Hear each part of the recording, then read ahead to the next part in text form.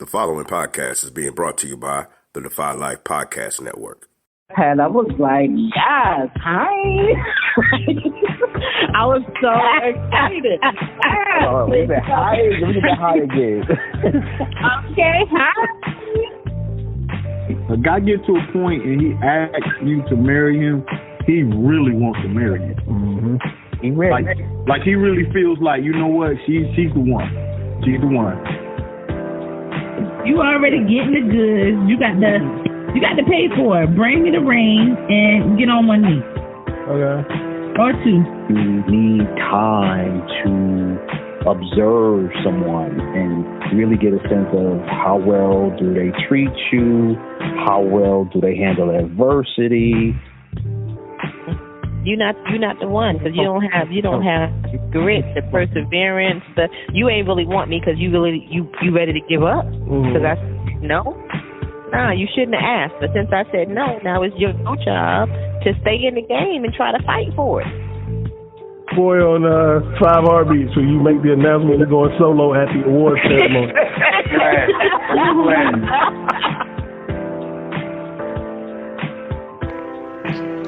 What's up, y'all, and happy One-Eye Shut Day. Welcome to the podcast about many topics from the perspective of 3 married couples. You can listen to us on defylifepods.com, iTunes, Spotify, and any of the other popular podcast platforms. We want to give a special shout out to Demetria Thomas McKnight. She's our patron of the week. Thank you so much, Demetria, for your support. My name is Gina, and I am your host. I'm looking forward to spending the next hour or so with you. The usual crew is here.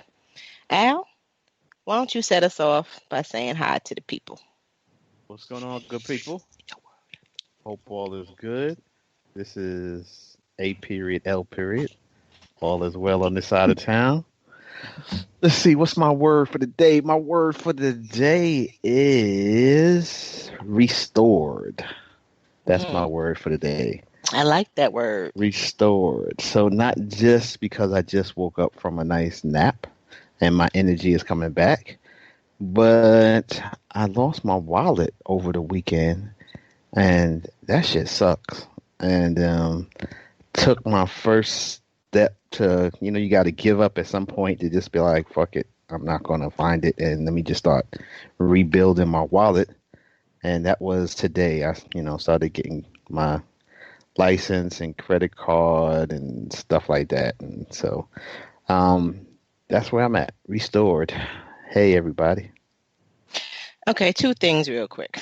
Did you ever share what A.L. stands for? Not sure. Why don't you go ahead and share it? Yeah, A.L. I just thought it stood lady. No, lady. Back then it wasn't dots. Oh, it was periods. A.L. The dot is along with internet thing. When his name came up, that was popular. So it depends who you ask, right? Oh, okay. So my name is Alvin. Many people call me Al, so that's where the A.L. comes from. The abbreviation, the A for some might be Al Love. That was my DJ name when I was on the radio.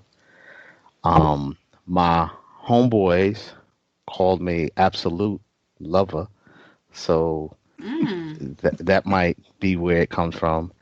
And then might be.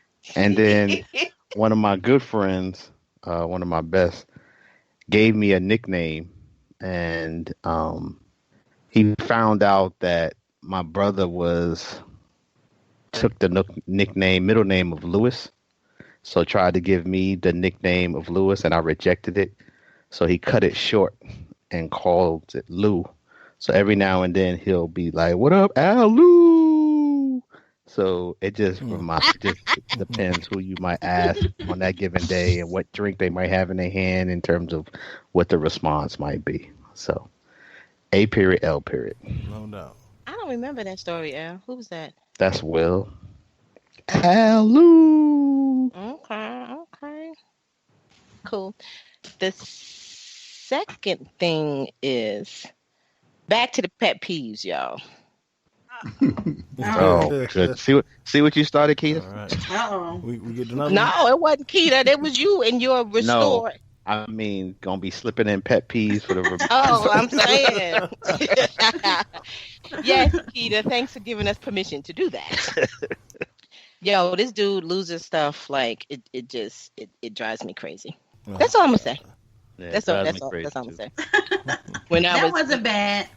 When I was young and naive and, just licking, drinking his bath water, I used to help him. I used to participate in shenanigans and help him find his shit like every other day.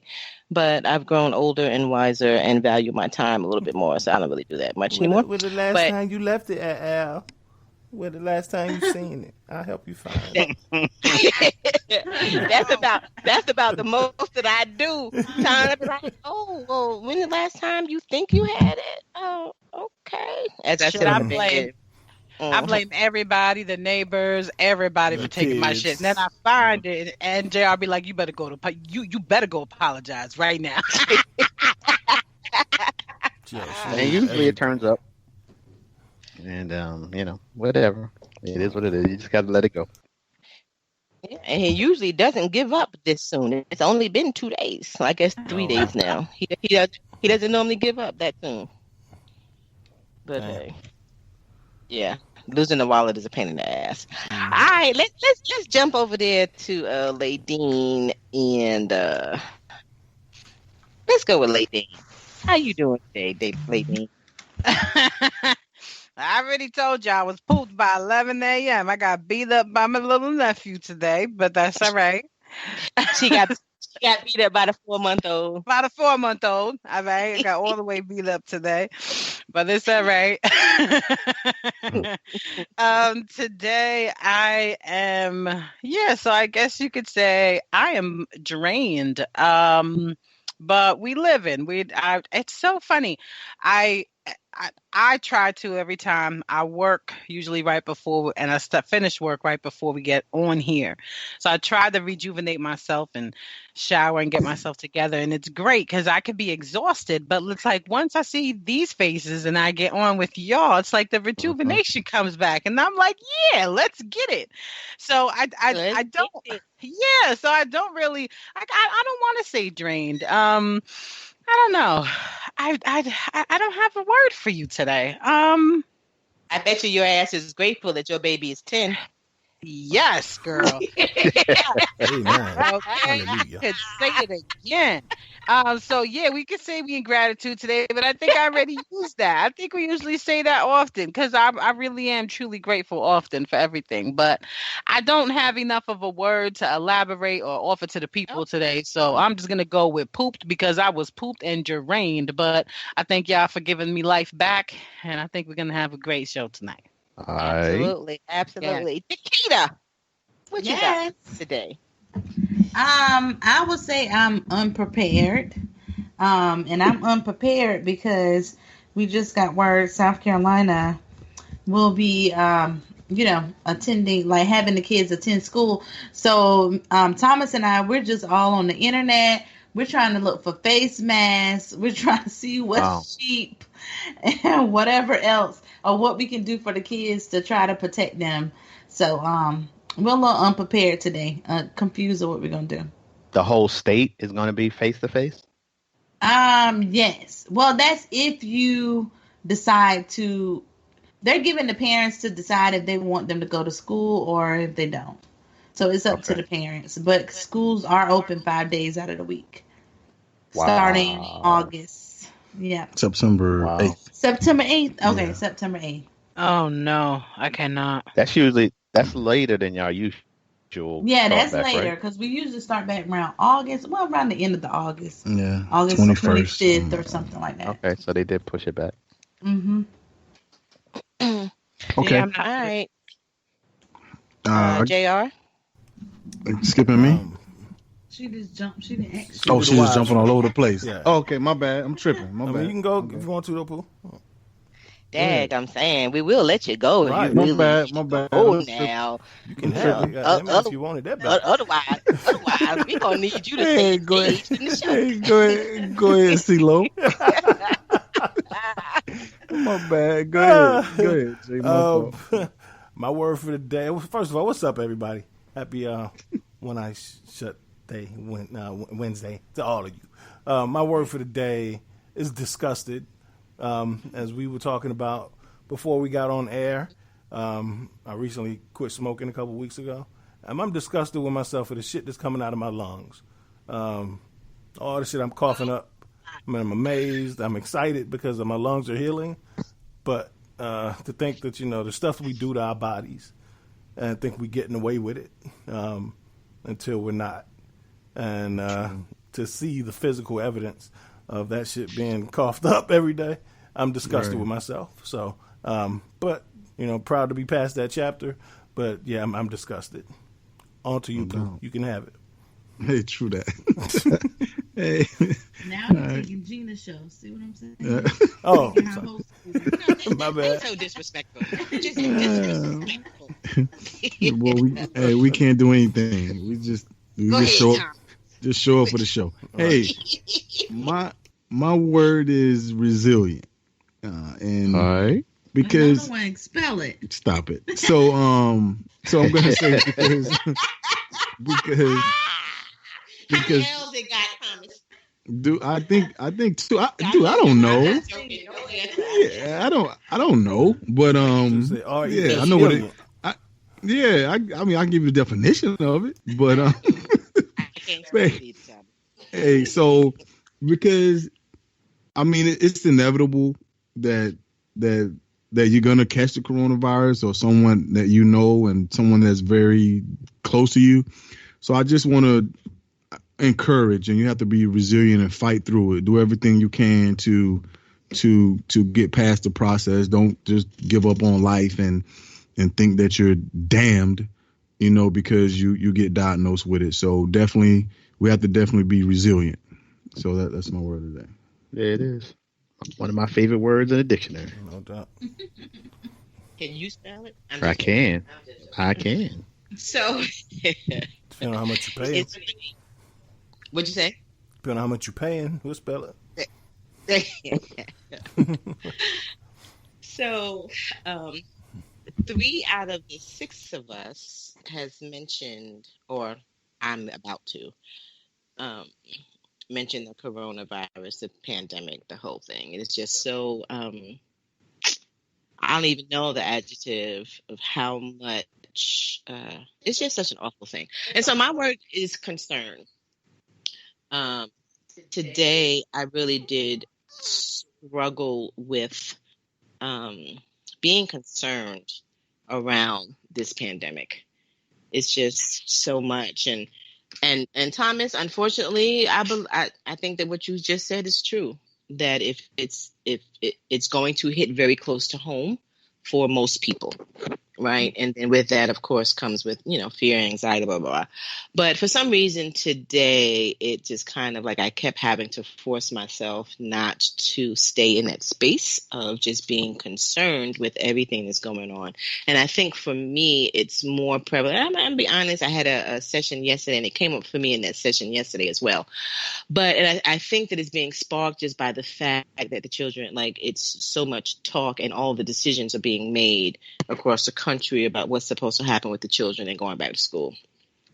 And you all know that my baby is 20, but and I'm so grateful for that almost every day for the last year because my sister and her 3 children live with us. And while I love them dearly, they're 7, 4, and 3. It's just a whole different kind of thing. And I'm so grateful just about every day that my baby is 20. And so for my personal children, I don't have to deal with the public school situation and, all of that. But I do for the babies that live with me now and for the community as a whole. But it's also like, our children are in college. Well, one of our children is still in college. So it's, the concern around that, as well as she works in a hospital. Right. So it's just so much. It's just so much, which is kind of connected to our topic for tonight. because along with the pandemic, during and after, there's going to be a lot of trauma. And we mentioned it a little bit on one of the earlier shows, and I expressed how concerned I was about the children. And Ladine followed up behind me and illuminated the fact that, adults are going through a lot of trauma too. And that is absolutely true. I'm that child person, so I'm typically more concerned about children.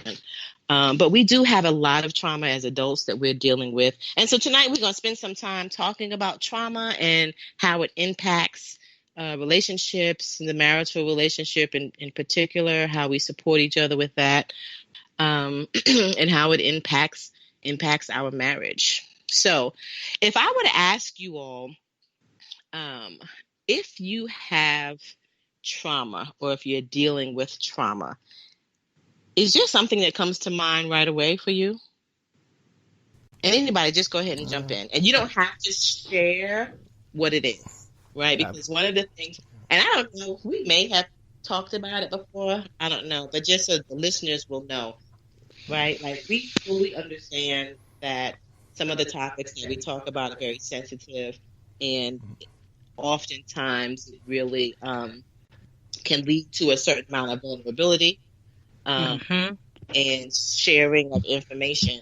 And so we share what we are comfortable with sharing. We don't share everything, of course, because, we have private lives and this is our marriages. But at any time that we are not comfortable with saying something, then that's just stuff that we don't share. And I am never going to require anybody to answer anything. And so if you want to share what a trauma is, absolutely, you can. But, it's really more of a, is there something that comes up? And why is it that particular thing comes up for you? Just in terms of, is it something that I'm still dealing with? It's a trauma that has just had such a long-lasting effect on me. This is a childhood trauma. This is, whatever you want to share about that. But I'm just wondering, like, if we all have specific traumas that are still impacting us in ways that are significant enough that they come to mind immediately.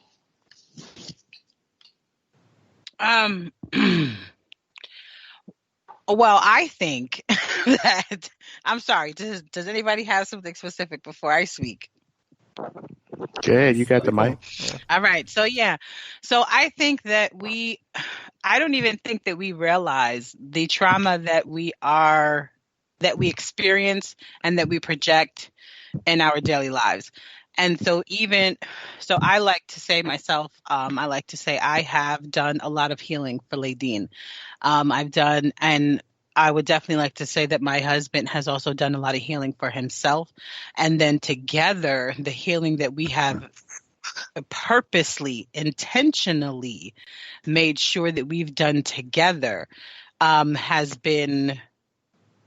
had such a major effect on the way we communicate, has had an effect on the way we raise our children. It's just had an effect all around. So I definitely think that, but as people and as individuals, we both have trauma that we exhibit on a daily basis. And it's within every part of the way we communicate, whether it's body language and it's in the way you speak, and it's just everything. And so, like, I know on one of these shows that we did do, on one of our previous shows, I know that I had said one of the main things that sticks out for me was that in my life was that I did not understand how to receive my husband lifting me up, because like I had said was that I didn't see men lifting women up in my life. In my eyes, what I saw was the men constantly dimming the woman's light. So if my husband would say things or phrase things in a certain way, I took offense to it because of my insecurities, because of what I saw, because behavior is taught. So we can, talk to our kids till we're blue in the face, but they watch what we do. They don't listen to what we say. They watch what we do. How does that make them feel? So I'm very clear that there are a lot of things in regards to all of the relationships that I may have or have not seen in my life. It, of course, contributed to my relationship with my husband and the way I would receive him or the way I wouldn't even allow myself to. So I just think that is probably the main thing that like sticks out for me would be what I saw men as a child and how that traumatically affected me as a woman growing up. My parents divorced when I was 10. You know, my father wasn't always present. I did have a stepfather who was amazing. Shout out to Big Lou. And he was great to me and he nurtured me as much as he can, but there was still so much extra trauma present that as an adult, I can look back at now and say, holy shit, you've really been through some stuff, girl.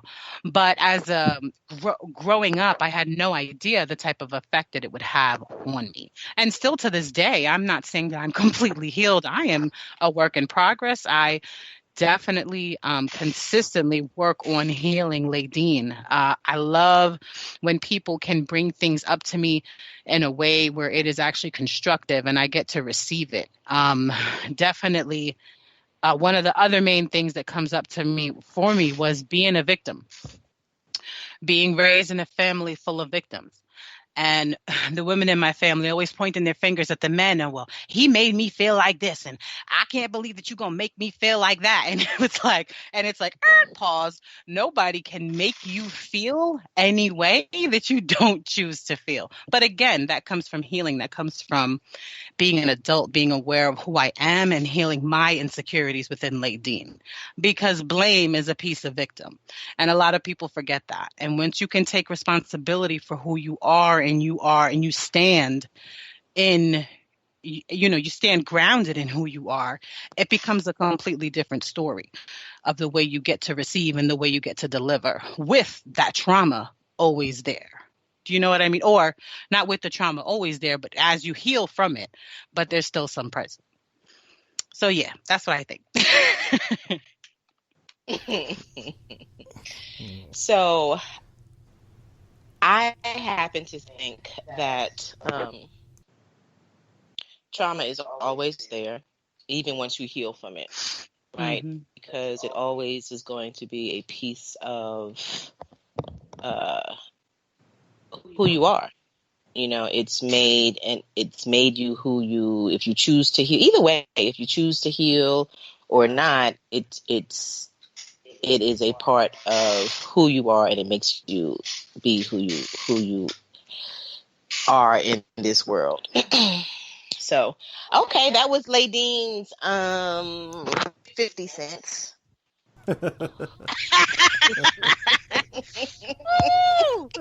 Gina coming with him today, y'all. Y'all better get ready. Oh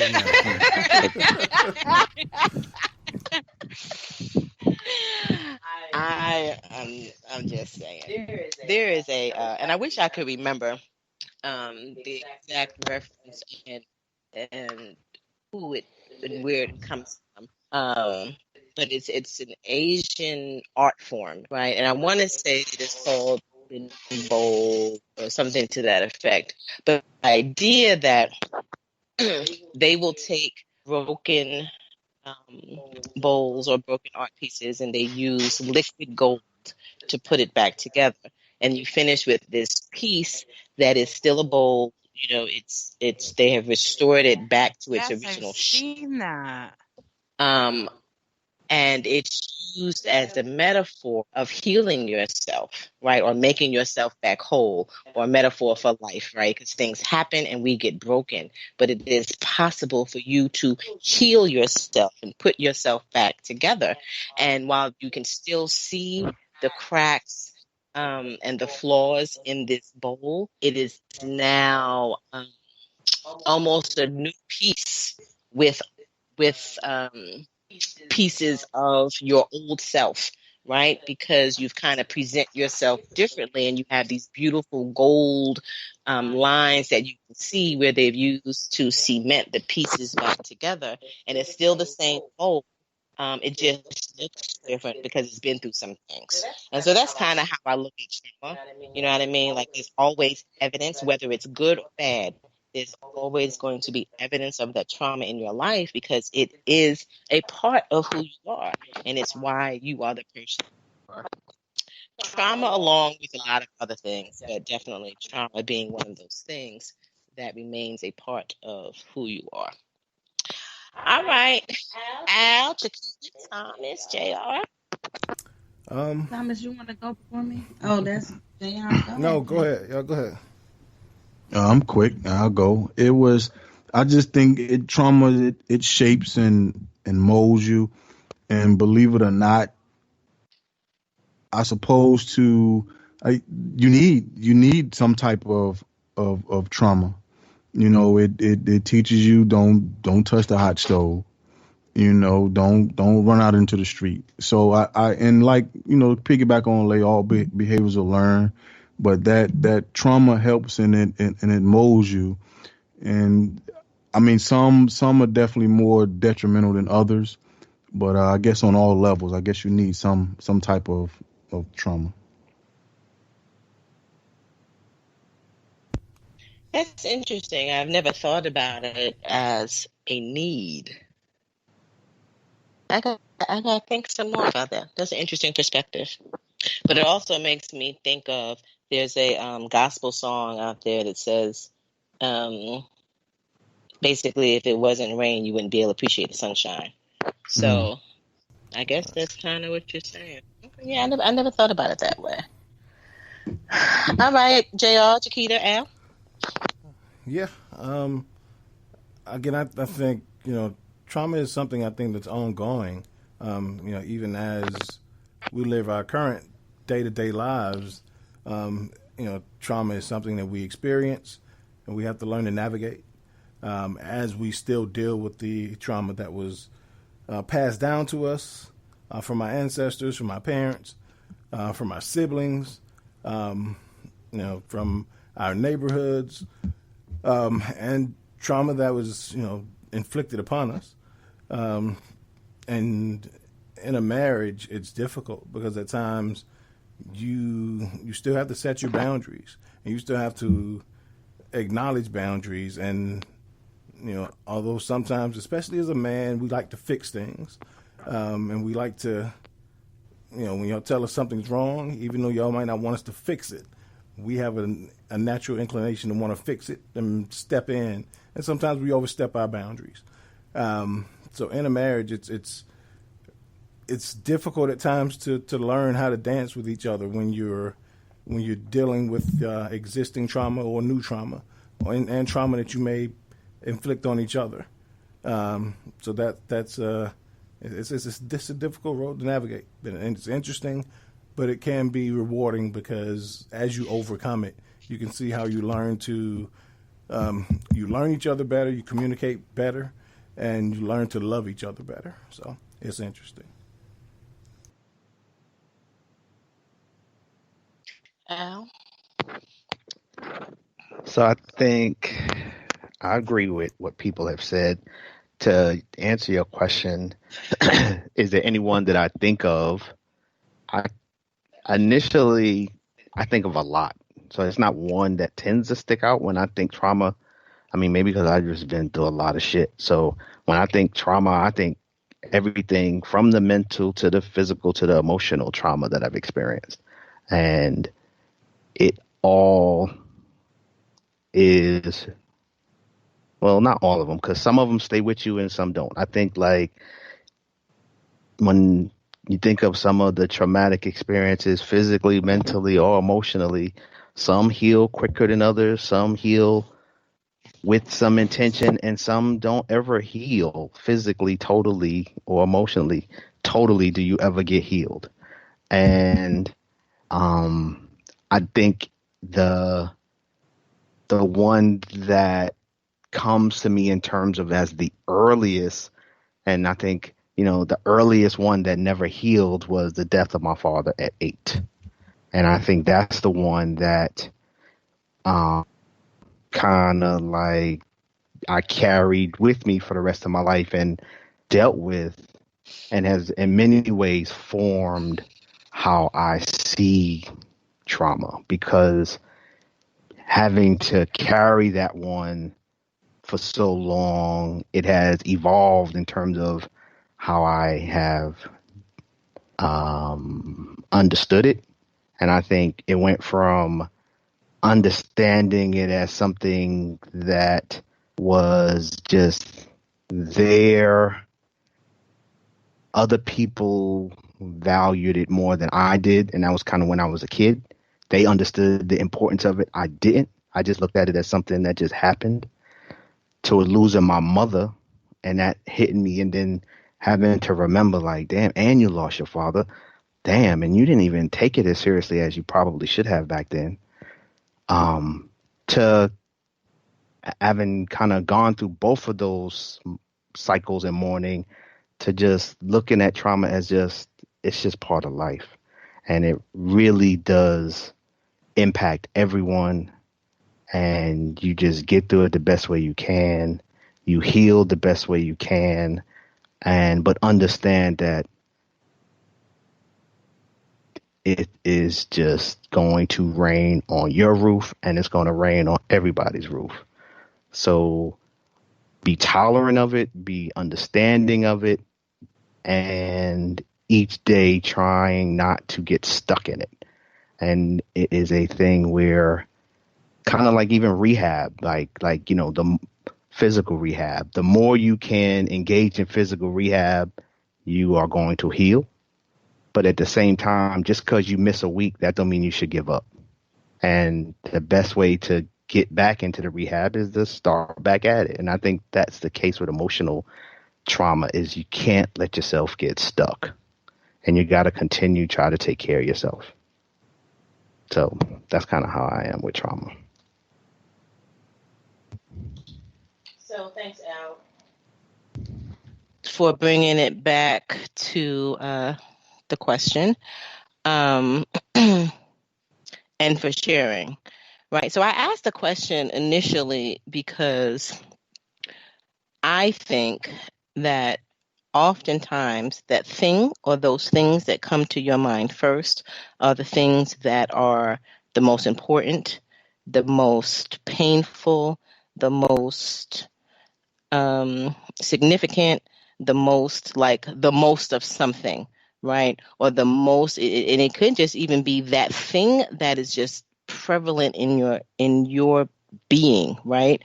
So sometimes that thing that comes to mind first gives you some indication of where the healing needs to happen. And sometimes we don't always know, right? We just don't always know. And so for me, a couple of things came to mind immediately.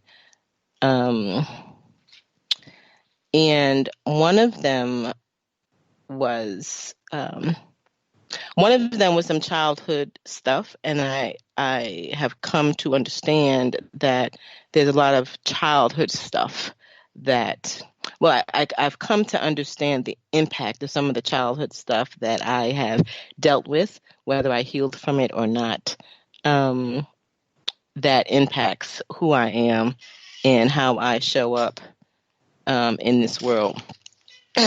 So it's some childhood stuff. My dad was an alcoholic, so I grew up in a household that had all of the things that go along with having an alcoholic adult in the house, right? And some of those things still are challenging for me to deal with.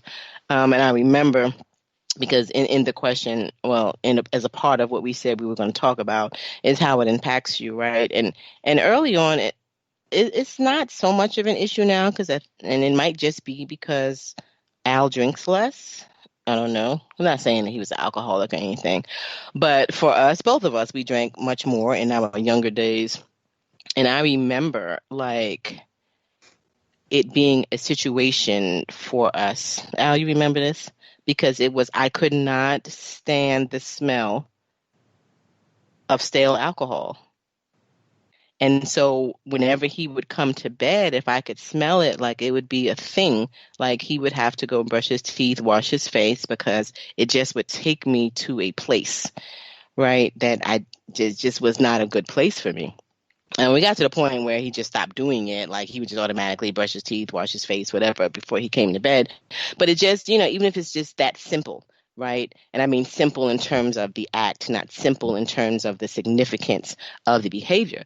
But that was a huge thing for me. And I would just have, like, it just was not okay. I could not deal with the smell of that alcohol.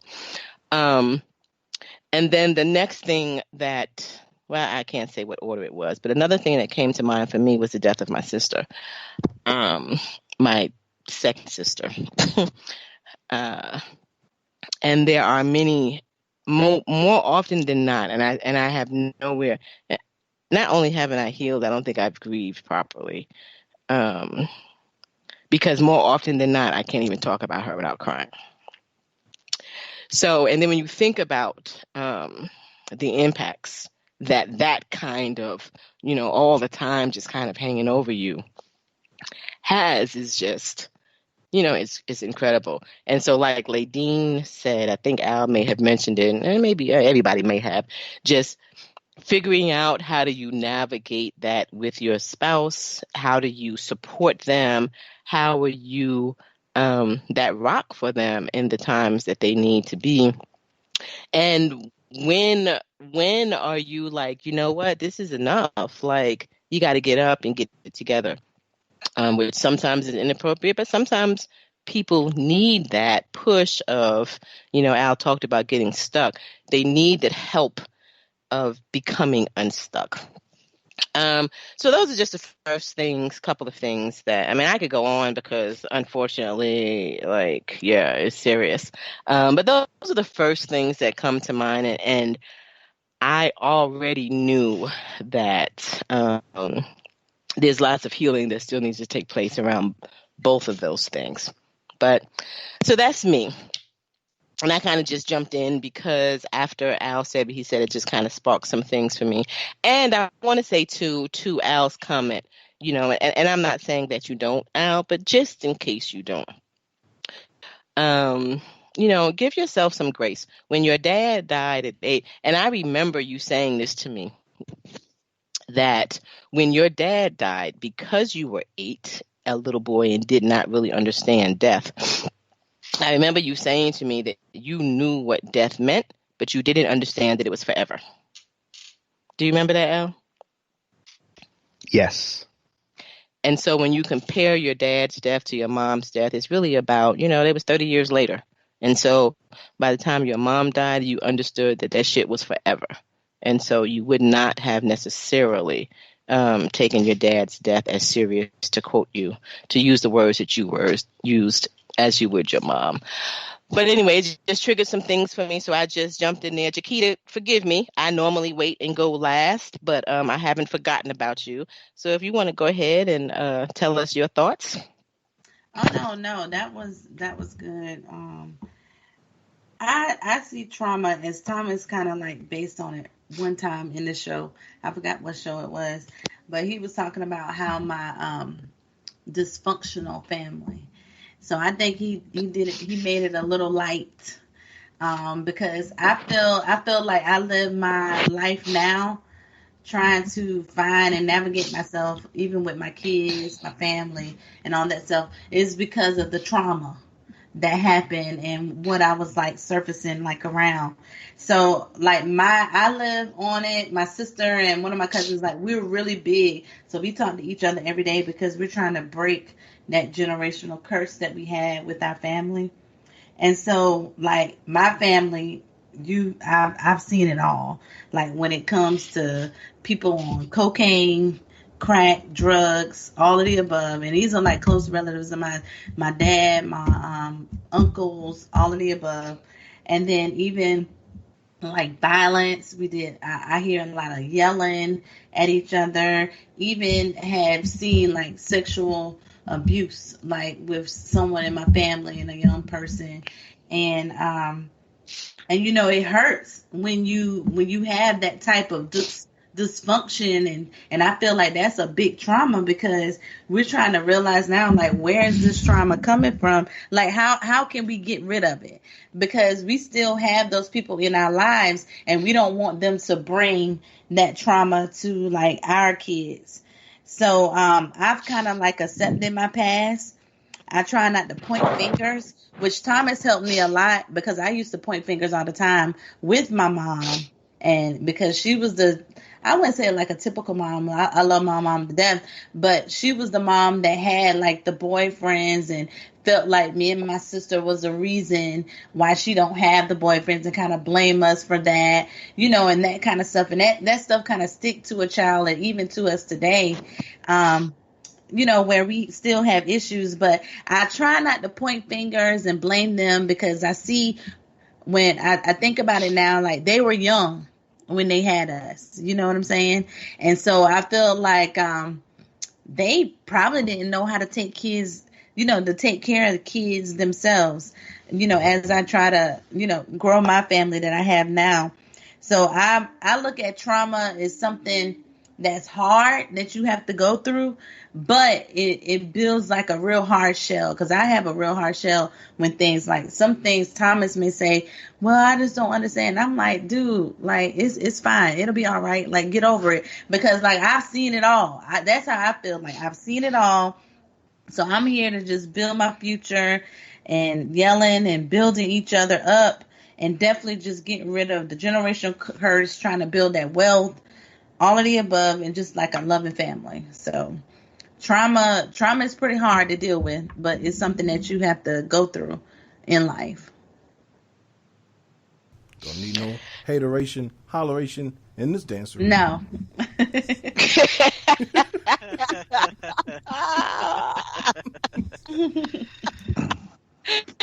out of nowhere. Thanks for lightening it up a little bit, Thomas. So on that note, we're gonna be back. Thanks a lot, Thomas. Like real talk, because I gotta get myself together. Oh, so that was Jay. Oh, I'm sorry. Jay. You're welcome. No. Thank you. I thought that was Pooh too. And that's your husband. Okay. I was over here getting myself together. I get real touchy at times, so I was getting myself together. That's why we need to work on getting these being able to be on screen while we talk. That'll help out. Like I'll know who's talking all the time, right? But real talk. Let's take a break so we can pay some bills, get a commercial in there, and get ourselves together. So we'll be back in a few minutes.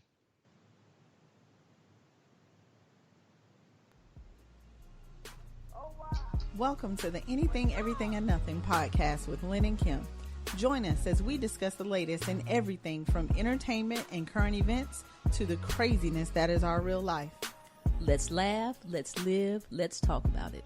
New episode every Tuesday on the Defy Life Podcast Network. And remember, if you're not defying life, then what are you doing? Lynn and Kim.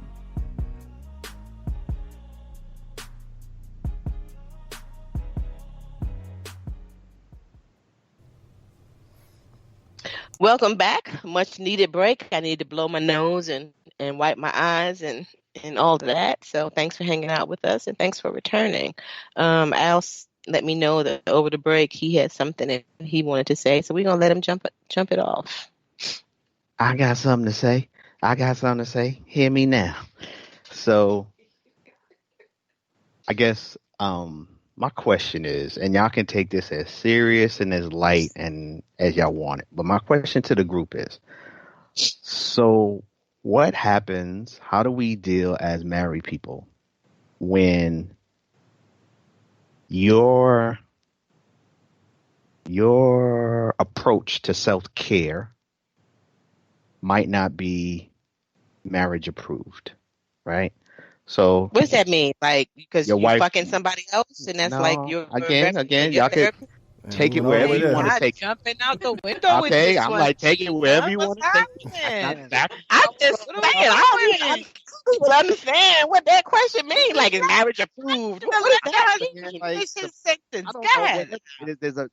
I'm sure there are plenty of examples, and you can go to that extreme or to a way of maybe you want to read at night and the light is on and your wife wants to sleep, or maybe you want to go to church and she don't. I'm just saying, take it wherever you want to take it. I ain't take it into the lane of you want to fuck somebody because I'm just saying that's not where I was going. But wherever it might be, it doesn't to me.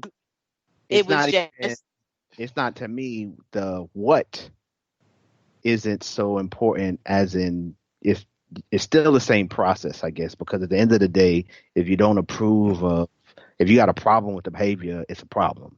So my question is just to the group, how do we deal with the fact that from both sides, because you could either be the person who's seeing this person want to get better and heal, and it's like, how do you deal with you don't approve of that behavior?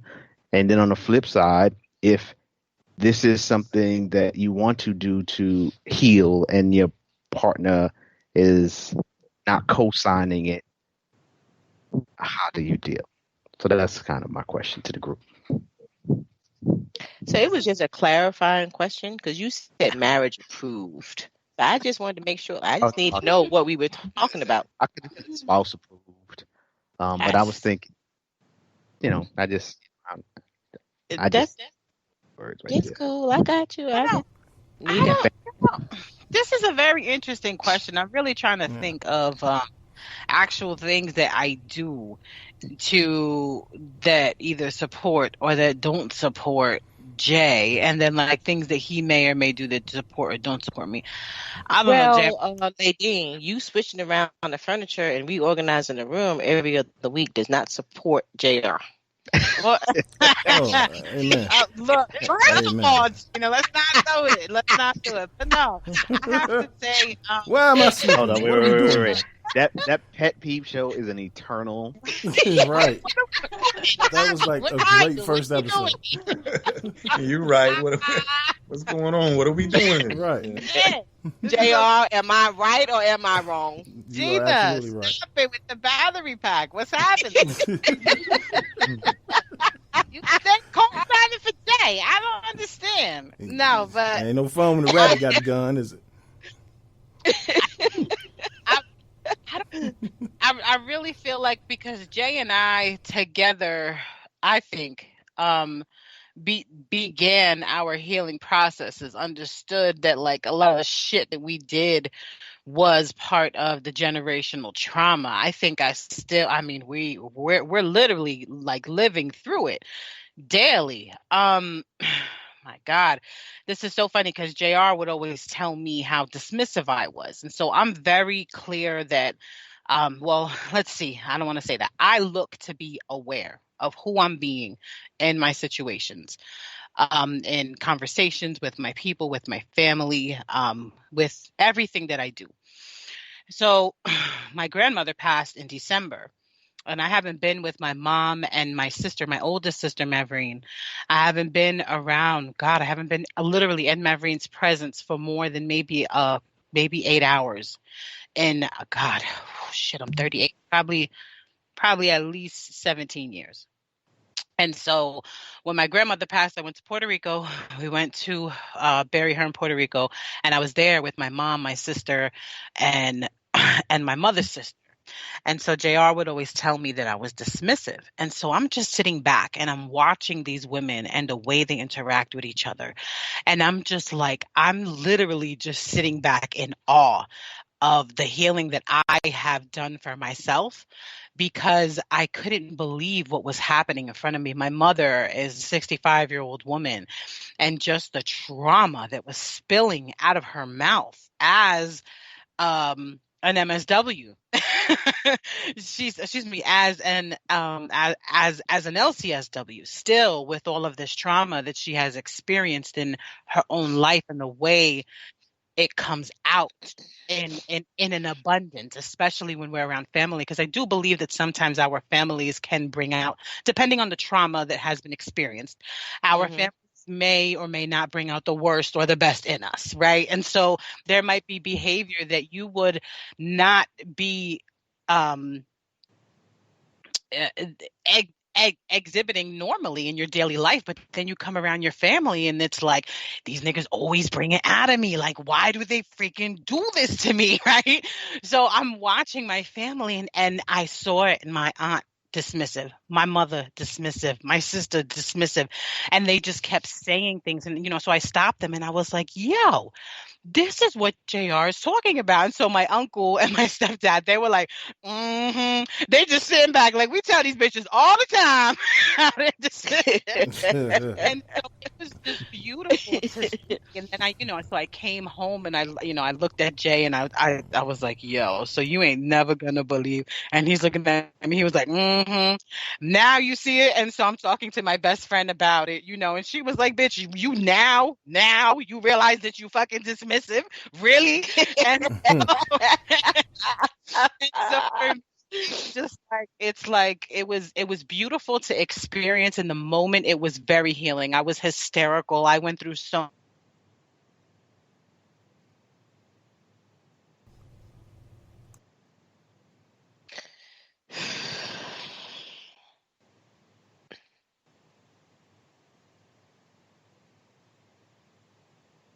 Houston. Yeah, I think we lost Houston. We lost. I think we have a problem. We have a problem. I think we have a problem. I got it. Yeah, so just being in Puerto Rico, experiencing everything that was happening, my grandmother passing, all of that, it was very, it was very healing. It was very beautiful. For me, I was very aware. I made sure to be paying attention to everything that was happening around me. And so the one thing I'm grateful for when it comes to my mom and my aunt and my sisters, and we're so very incredibly connected, and intuitively, I'm saying the one thing I'm grateful for is that they will receive me. And so when we get into these very vulnerable conversations that are usually uncomfortable for families, they are actually able to see me. And so there are times in my life where I never thought that they could see me. And so now just, in the last couple of years, in the last couple of months, being able to have that healing experience and understanding that they do see me is so beautiful. And it's just so when it comes to my relationship and JR having to deal with all of my shit and everything that I experience, I'm just grateful that he's there. There's so much that he realizes that I never realized, that he realized long before it's even a thought in my head. And I'm just grateful that as I am healing myself from it, he's not like, he'll, give me that look and he'll be like, oh, is that what's happening? And I'm like, all right, Jay, all right. But he's really not a dickhead about it. He gives me my time that I need to go through and to experience it in whatever way and however long it takes me to. And I'm very grateful for that. But that's so interesting because like Lee does the same to me, and I'm sure we all experience that, especially from our spouses, because when we're within something, we're in the eye of the storm. Sometimes it's so hard to realize that you're even experiencing trauma, or you're bringing up stuff, or you're sitting in shit, as opposed to looking at someone from the outside. When you have a wider perspective, it's sometimes it's easier to realize that it's something they're going through, or they're having a breakthrough, or they're having a breakdown, preparing for a breakthrough. So go through that all the time with Leigh, as she said. And I have no blurred vision around the fact that my my issue with my wife cutting me off all the time directly stems from growing up with a father who told me I don't have an opinion until I'm 18. So this need to always, yeah, right. We need to get a bell or something. I know, right? Keep alert. Ding. Right. I was just thinking the same thing. But this is so funny, Jay, because I would have never understood, and I don't think we ever even talked about it to be that's where that comes from. Right, I'm sure. I have no like confusion about where that stems from, and always wanting to be heard, and being the youngest, and having my sisters always telling me to shut up, and being in a big family and always trying to be heard. I know that where that comes from. So it's things like that sometimes all we have to do is take a step back to realize that this is part of my shit, and if I can sit in it for a second, but get through it, but at least I have to acknowledge it. It's those things, and sometimes it takes our spouse that interaction with our spouse to make us realize it. Sometimes we realize it on our own, but it's beneficial to have someone there who who can support you through it without, like Clay said, being a dickhead about it. Because sometimes even the smallest things like that are difficult to deal with. Yeah, and sometimes you're not necessarily being a dickhead, but that's the perception because to that person who's going through that trauma. You know what I mean? Like, you haven't done anything wrong necessarily or inappropriate or whatever adjective you want to use, but that's how it's perceived because that person is sitting in pain and in the moment. Right. Yeah, very very interesting. I feel like every show I probably have learned something. And so, Jay, I didn't know that about you, right? I mean, I knew that basic stuff, right? Of course, you're the youngest, and because we family, whatever. Right. But I didn't know that for you, that was a thing, right? And so now, as I think about it, like, there are some things that you've said or done, and I'm kind of looking at you side-eyed. But now that I know that, there are some things that explains. You know what I mean? Which is why it's so important, one, to be able to recognize what your traumas are, but also to talk about them, because people will be able to relate better to you. They will be able to understand better who you are and why you are if they know some of these things. Right. And so now maybe you'll get less side-eyed looks from me because now I get you. Right. You know? I said less. I ain't say none. Well, hey, but now I get it. Right. It doesn't make you immune to it. Right. You know. So now it's my responsibility in my mind. Right. It's my responsibility to balance my side eyes with what I now know about you. You know what I mean? Yeah. And it also, like, it makes me aware of not passing that on to my kids. And not making them feel voiceless, because and not making them feel like, hey, I need to start up a podcast network because I got some shit to say, but nah. But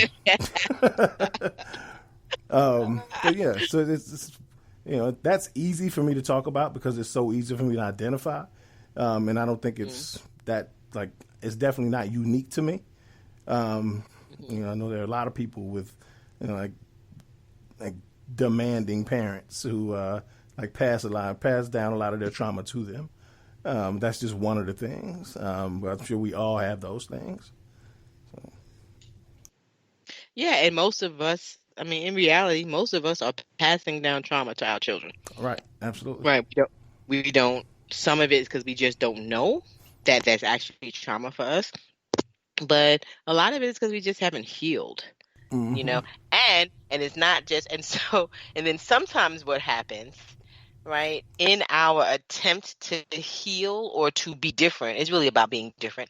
In our attempt to be different, we recognize the trauma and now we want to do something different.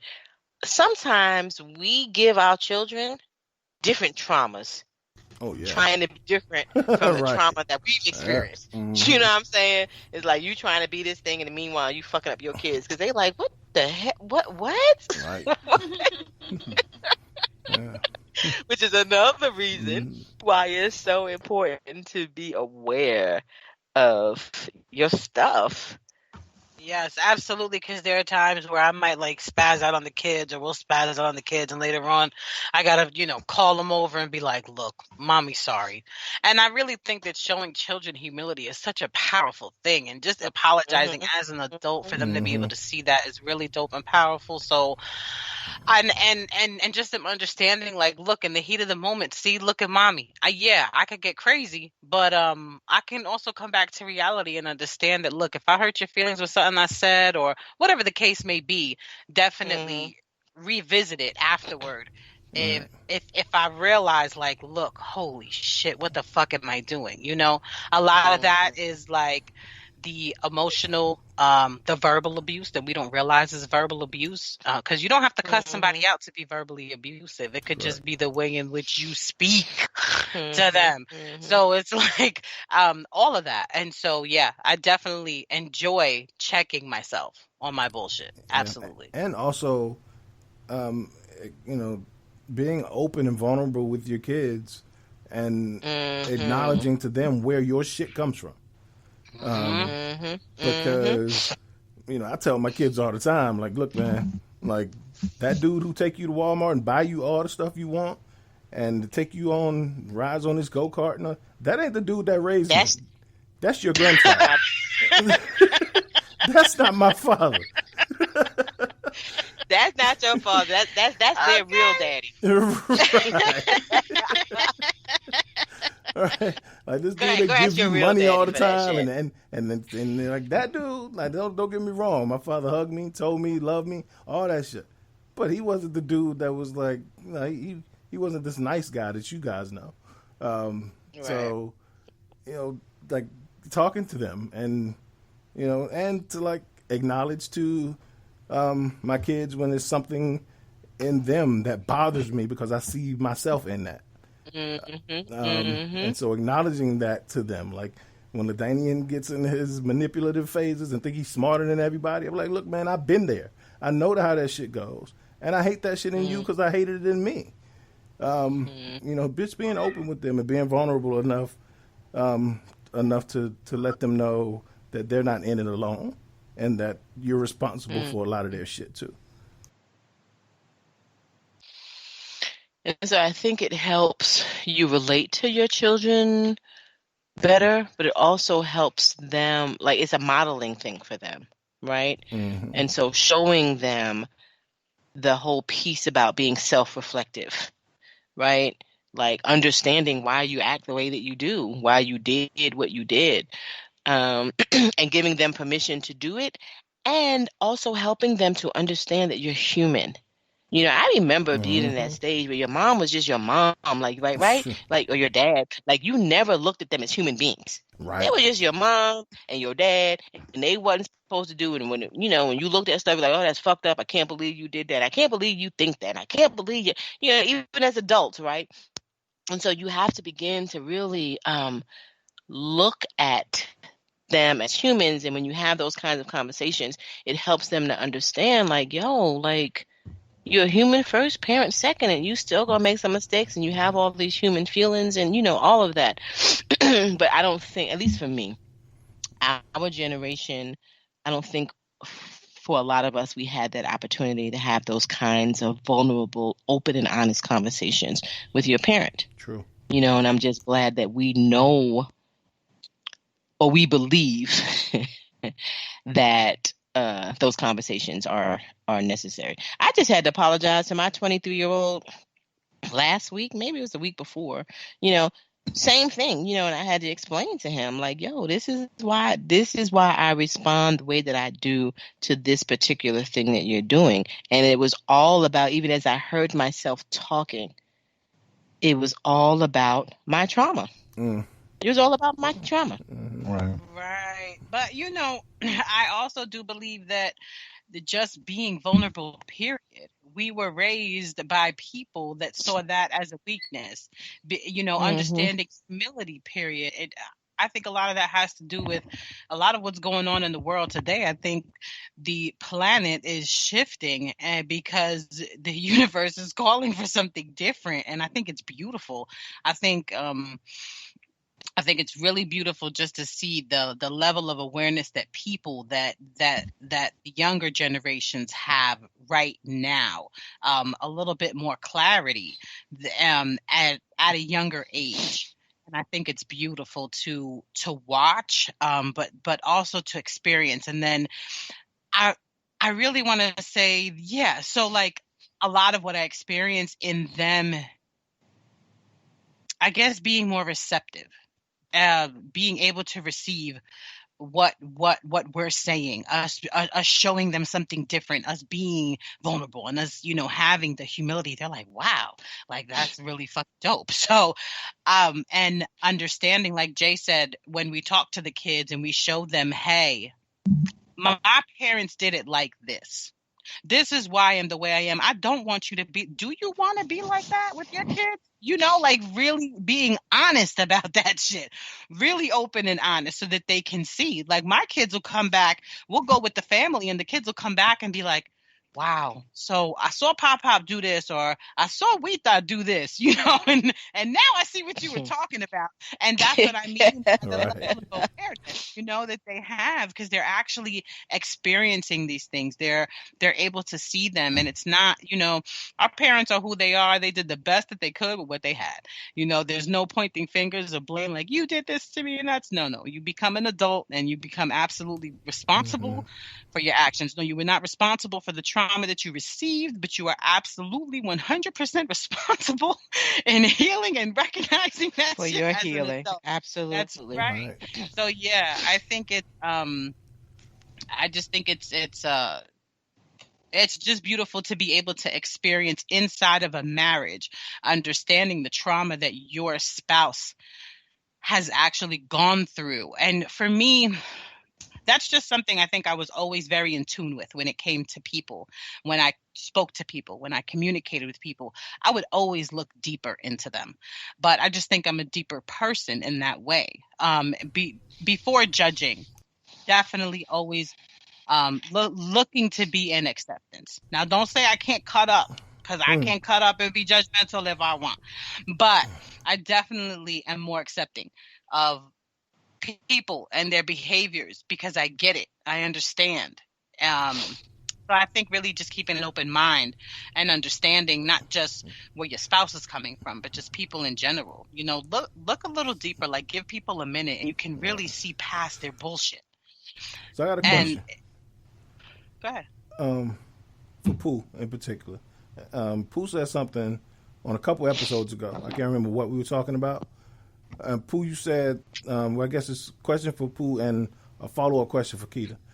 Pooh, you said that you know that you're emotionally stunted. Do y'all remember him saying that? Mm-hmm. Yes. Yes. Pooh, do you like link that directly to like childhood trauma? And then Keita, how do you deal with that, him knowing that he's emotionally stunted, and how do you deal with that within y'all's marriage? Yes, I definitely correlate that to growing up as a child. I definitely do. That's a hard one, Jay. That's a good question, because that's something that we fight every day, and that we're not perfect in that situation, because I grew up as a child as like open, so we were always in like I don't know, like conversations. We always gave our opinions and all that stuff. And Thomas, he's definitely emotionally trauma, and it's hard to get into him and try to bring him towards or what I'm trying to get at. So that's something that we fight every day. Would you say that? Yeah. We fight about that all the time. And I say personally, I don't think that we can fix it ourselves. We really need to go and get some therapy for that, because it's first. I told him that I don't think it's going to be therapy between you and I first. I think he needs to get therapy for himself with the things that he go through and what he's fighting. And then once he get that clarification, then having like therapy with marriage will definitely help. So then he can see like where I'm coming from, and then where he may be like coming from with his emotions. Oh yeah. So I really can't answer it because it's something that we're still fighting for every day, of how we deal with it. So I do my yelling sometimes. And I'll be like, what are you talking about? And then what he'll say to me sometimes is that, how can I put it in a good way? I'll kind of like, if he say things to me and I don't like it, I kind of get back at him real hard and like real harsh. And he doesn't like it at all. So he'll kind of, sometimes he don't pay me any attention, and then I'm like, damn, I didn't hurt his feelings, so let me stop what I'm doing because now I feel bad about saying it. So yeah, so that's a hard one. Yeah, I just know. Yeah, it's really hard.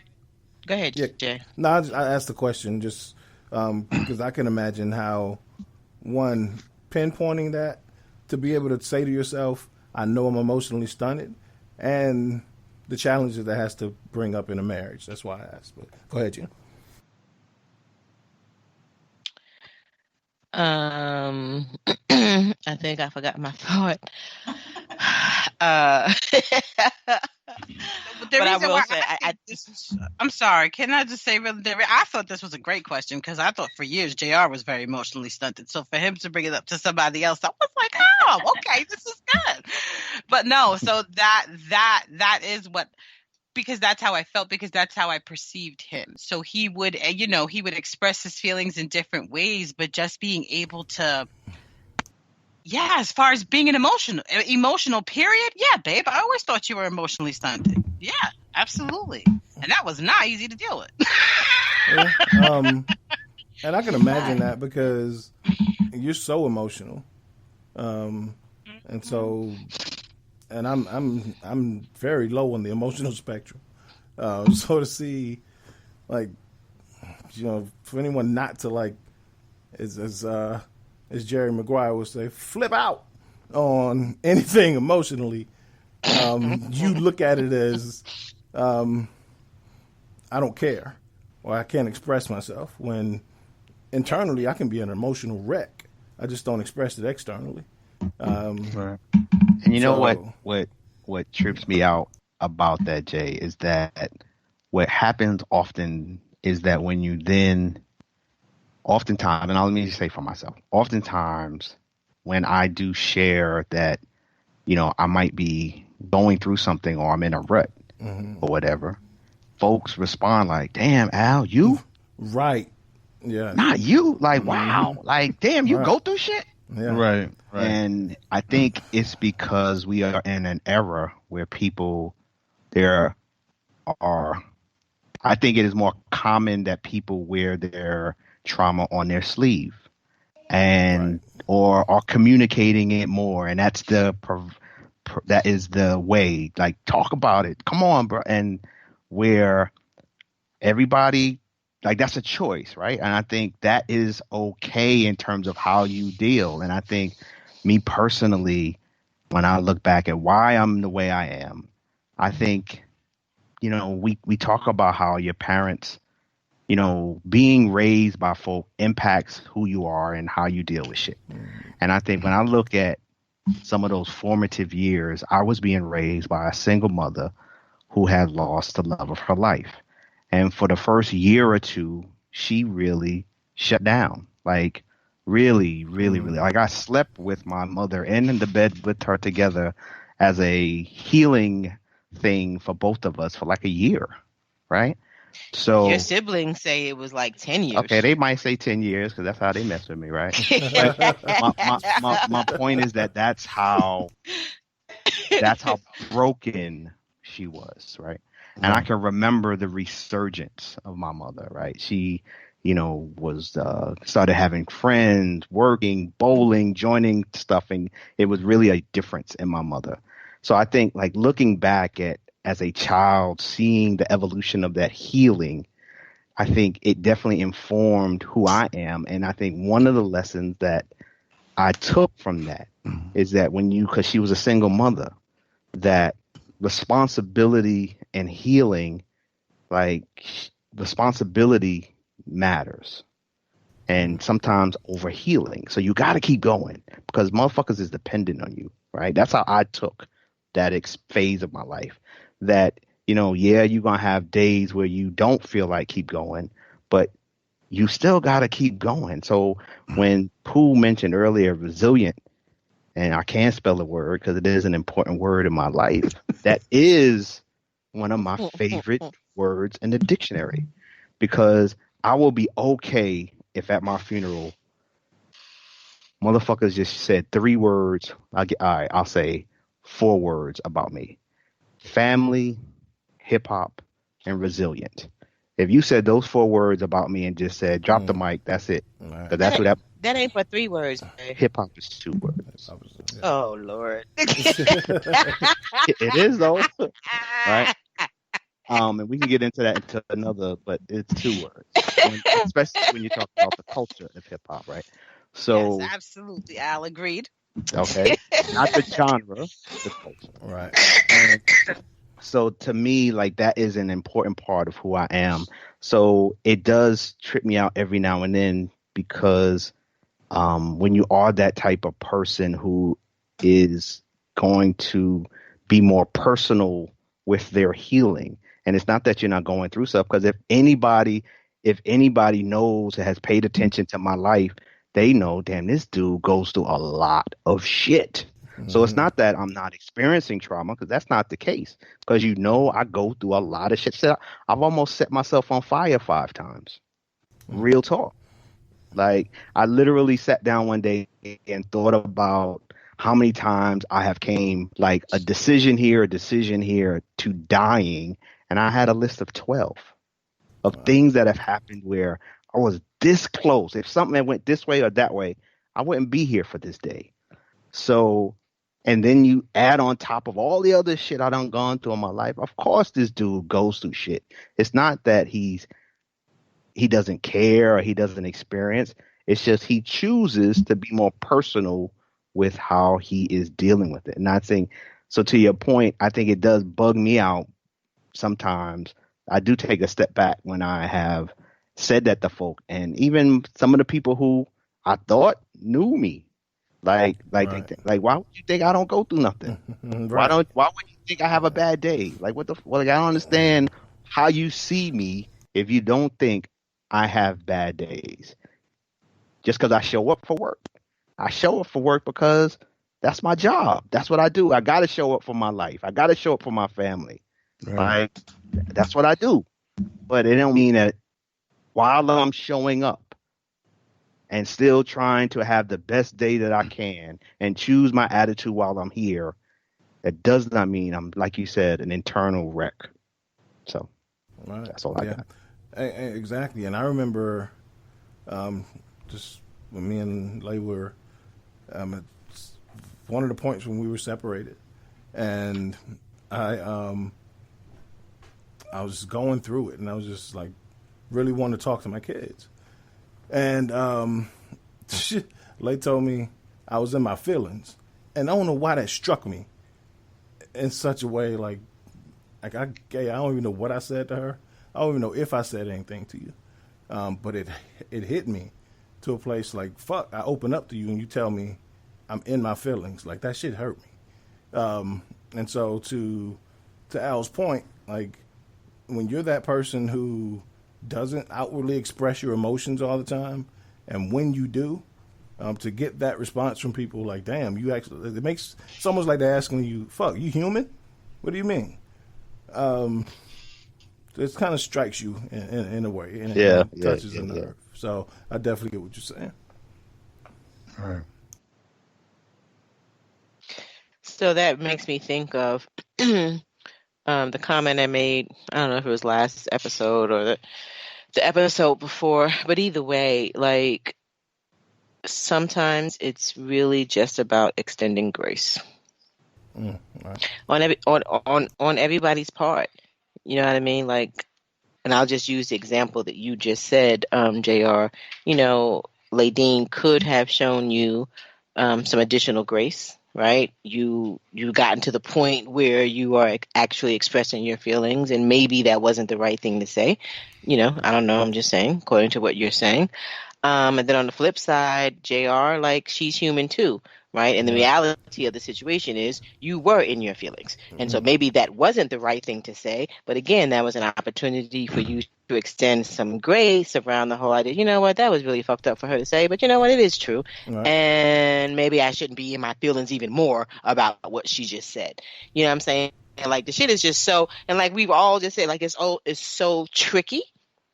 And it's a constant awareness and trying to navigate. It's so many levels. It's so much about staying in tune with who you are and what's going on, but also staying in tune with who they are and what's going on with them. Right. So it's a constant, like, I got to consider everybody. And I mean, I, as in, each person in the relationship, like, you just got to consider everything all the time. And often we miss. And so that's why you have to be continuously giving grace, but I do want to point out, that there is a difference, at least for me. I think that it's factual, but for me, there's a difference between healing and coping. And sometimes what we're really doing is coping and we're not healing. And so when we show up, it's just important, because if you're just coping, then that really will always stay with you and is always going to continue to manifest itself in a negative way. And we confuse ourselves or fool ourselves about what we're actually doing if we're coping or if we're healing. That is very interesting. That is true. But I think coping is on the way to healing.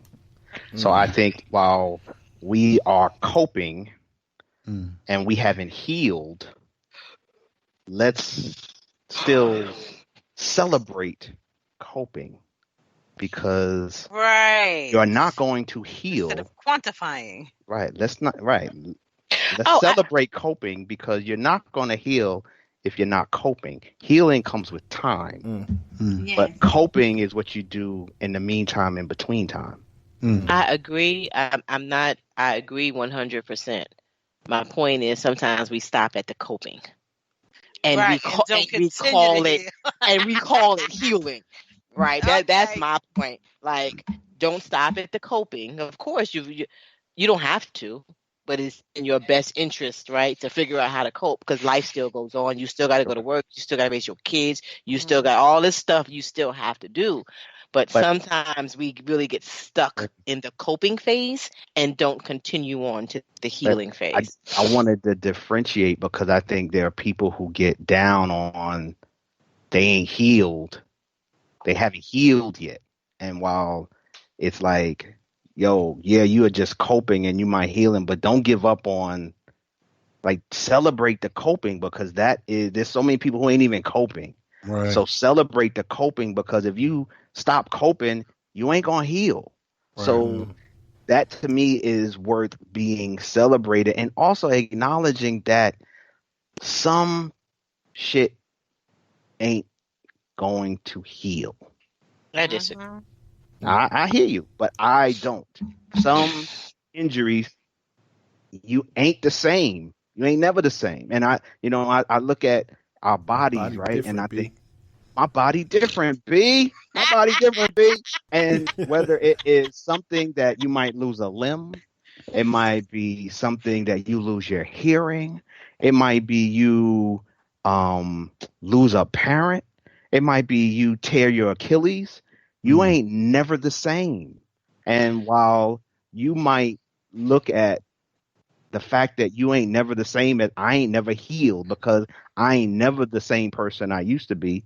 And I think some folk, because they ain't never got to that space of who they was, and accept that you ain't going to be that person ever again. Right, but that is the key, the accepting that you're never going to be that person again, and that is okay, because some people just really choose to live in that space and then be the biggest victim. We all have the person that's the biggest victim that's always comparing. Well, what's worse? Well, what I've been through in my life is this, and like, all right, pause, relax, we get it. But so say, call that victim Olympics. Right, exactly. We don't want to be a part of that. But, so just because say both of my parents, God forbid, weren't here, right? Or like Al. So your parents, both of them, may their beautiful souls rest in the heavens and in peace. So now my parents are both alive, right? So it's like, but you not going to sit there and say, all right, Ladine, but you haven't, like when you're in those spaces with people where, say, Al would be saying to me, yeah, but you don't know my pain because you ain't felt it as bad as I have because you still at least have your parents, So when they're doing that victim Olympics, like when you have people that are being that person, you're married to that person. Like how do you do that? How do you support them in that? Have any of you all had that experience with that being married to that person? I don't even know what that would look like. Well, I don't know, but that's got to be tough.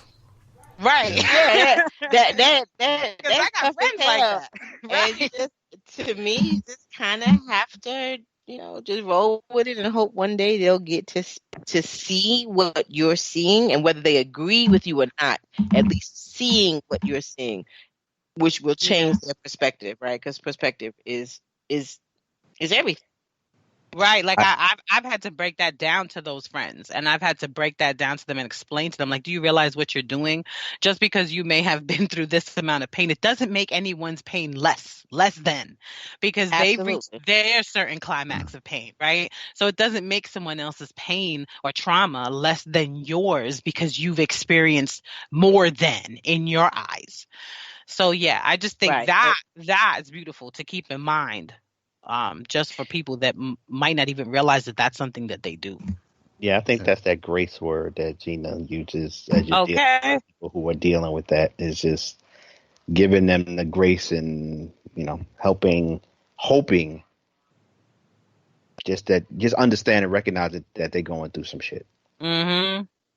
And I wanna base on what Al said about the healing part, that didn't you say something about you never really some things you never really heal? So I look at that differently. Like I disagree.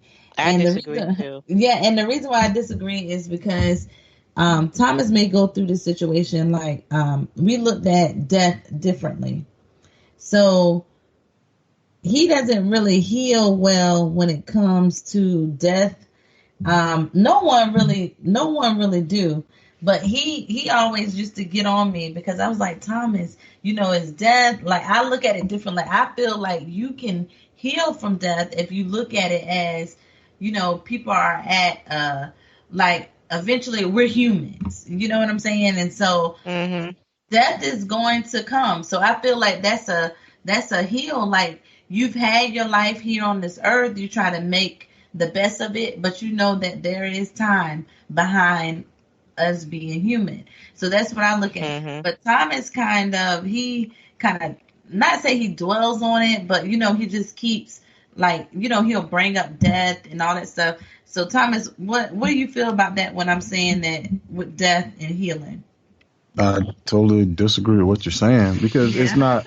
It's not. We have a different opinion about that because he'll be back in his ways, like with his dad's death and stuff like that. And I was like, Thomas, you got to, not to say you don't remember it or anything like that. I'm not saying that at all. You always remember about your loved ones, but don't just sit there and let it take away your, from what you want to do in life. You know what I'm saying?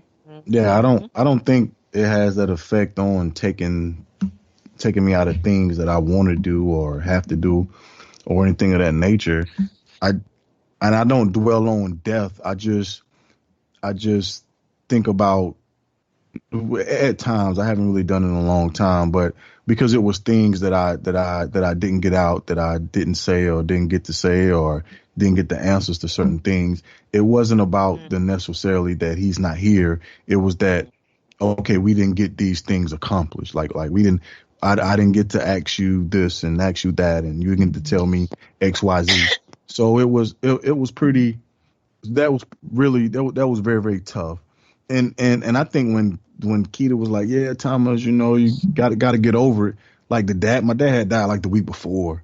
When she said that, true. dude, that was like mad early, and I was like, what are you talking about? I'll let you have Why would you say that? So, but it's not, like I said, it's not about the death part. It was just some things that I just felt like I didn't get to deal with, and those things they are extremely difficult. But like I say, I've gotten to a point. You feel like there's something that you can't overcome.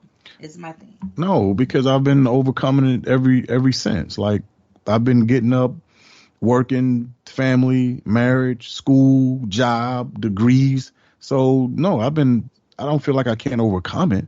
There's just things like I just felt like I didn't get to do. So I don't see that as hindering me with anything. Death is one of those things that most people put in a different category, right? Like, stay away from telling people how they supposed to deal with death, because that's one of them things that people just do not. They don't receive that well, right? At all. I firmly believe people grieve, mourn differently. And I think I stay away from it because I don't see myself. I guess I'm not interested in someone telling me how to grieve. Right. And therefore I give others that same grace.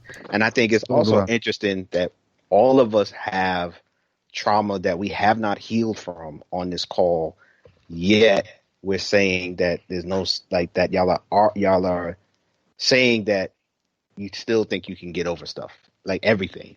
You know what I mean? Like, I think that if we all are carrying stuff, doesn't that suggest though that there are some things that you just don't heal from? Yeah, I agree with the statement. Yeah. I agree with the statement though. I don't think that that's what that suggests to me.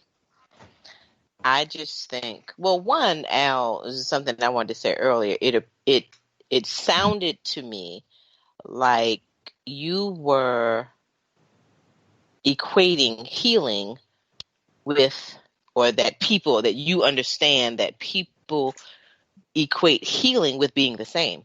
That's not the same thing. When you heal, when you come out on the other side, that doesn't mean, and really to me, it means that you're not going to be the same, right? Because to me, there are certain things that happen to you, death being one of them, but lots of other traumas that impact you in the way that once you heal, and I'll go back to my metaphor about the bowl, right? You can be made whole and not look, feel, be exactly the same that you were before. Life happens, and I would hope that regardless of what it was, if 10 years has passed, I'd hope you're not the same person that you was 10 years ago. Regardless of what has happened to you in the past 10 years. But so to me, healing doesn't mean returning back to who you were. I think what I was trying to say when I was rambling is that there are folks who, because they're not going to be the same person, they look at it as healing and then give up on coping, is what I was really trying to say. It's like, because you aren't going to ever be that same person, they're stuck and just won't cope. And I guess that's what I'm trying to help, is like, you're never going to be the same person. And that's what I mean by, and I guess that's what I was trying to say. You're right. You're never going to be the same person. So if you're looking at being the same person as healing, that shit ain't going to happen. I agree. So the best advice I have, and I think it's pretty much all, that we've all been saying. Trauma is going to happen, is going to be painful, but it's our responsibility to heal from it, to cope with it first, and then heal with it and be the best that you can. And while you are doing that, extend grace to yourself, to the people around you, extend understanding, compassion, and perhaps refrain from telling people what they should be doing, particularly in those times where people aren't ready to hear that, because that's a part of the dance, right? Mm-hmm. Saying the things that people are ready to receive, or at least being aware. Oh, I love the way you said that. That's part of the dance. Yes, because we dancing, right? Yes. This is a dance. This is a dance. And the ultimate goal is to be in rhythm, right? To be in rhythm with your spouse, be in rhythm with the people that you're in a relationship with, whatever that means for the 2 of you or the 10 of you, whatever it is. All right, guys. On that note, thanks for another great episode. Hopefully, we were able to, shed some knowledge, some love, some grace. And we have made someone or someone's better as a result of this show. Yes. Good night, and we will see you next week. Hey, same time, same Gina. channel. Yes, Hey. sir. Oh, before we leave, I do want to tell, maybe it's going to take like 40 seconds. 40 seconds. We ain't got maybe, but 50. maybe not that long. but I never told a story before, so it's gonna be the first time ever. Okay. And so this is the night when I realized that I was gonna marry Shakita, and this is crazy because she always thought that right, you're the one, but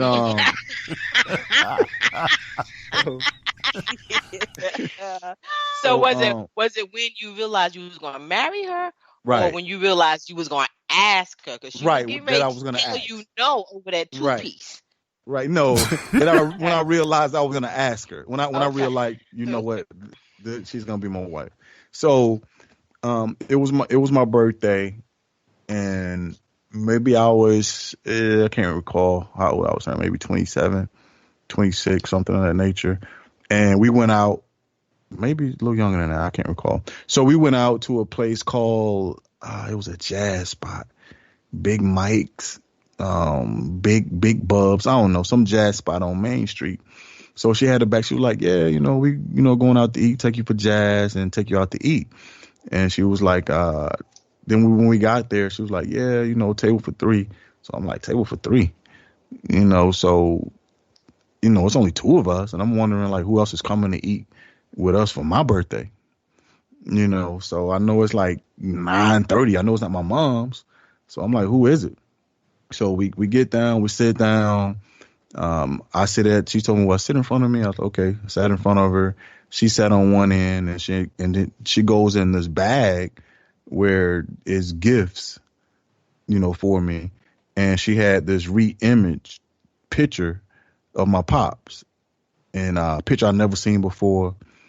He was, I don't know, maybe in his mid-20s. And she was like, yeah, we taking you out to eat for your birthday. And she sat the photo of him in the other chair. And I just realized that was like so awesome. And I realized, you know what? That is beautiful, Keita. That was dope. Yes, that was dope, Keita. So Damn, dope. Keita. What a way to lock us down. Yeah. That's throwing a joker down right there. Oh, yeah. That's that set book right there. Got him. Right. Yeah, y'all crazy. Well, it was 1:53. I mean, but it was worth 30 seconds. But if you're gonna go over 40 seconds, right? That's the story you're gonna do it. Yeah, that was dope. Go, Keita. That's right up there with the Martin proposal. Jeez. Right. And that's even a nicer note to end this show on. Right. Good night, y'all. Good night, y'all. Peace.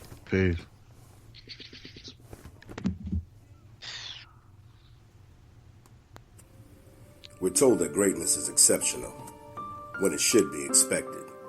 You choose every day to live your life intentionally, without apology for how bright your light may shine. Right so here. Go be great. I'm exhausted Go be brilliant. Go be you. All right.